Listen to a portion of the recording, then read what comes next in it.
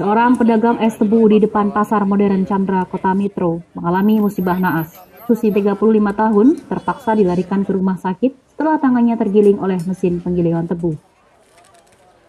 Menurut saksi mata, Dede, pedagang kebab di samping korban, sekitar pukul 11 siang, korban sedang melakukan aktivitas berdagang seperti biasa.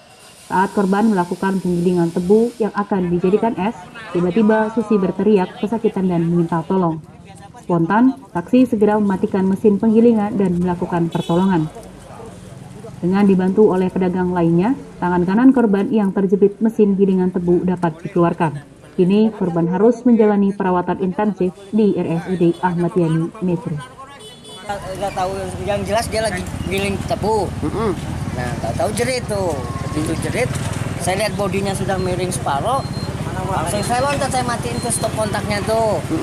Udah baru saya lihat tuh tangannya udah ke bawah. Tolong dulu kamu pakainya ini. Masuk gini nih, masuk ya, gini. tangannya Gini masuk udah gini. dagingnya ini kulitnya udah ke bawah sedikit. Begitu. Itu aja. Ya parah lah kalau itu. Parah, Pak. Parah. Tuh dagingnya aja baru, makanya saya tahu udah ke bawah dagingnya. Kamu tahu gitu. Kalau kan otomatis dari sini masuk habis segini. Sama bapaknya tuh. Cuman mungkin tulangnya tahu remuk tahu enggak.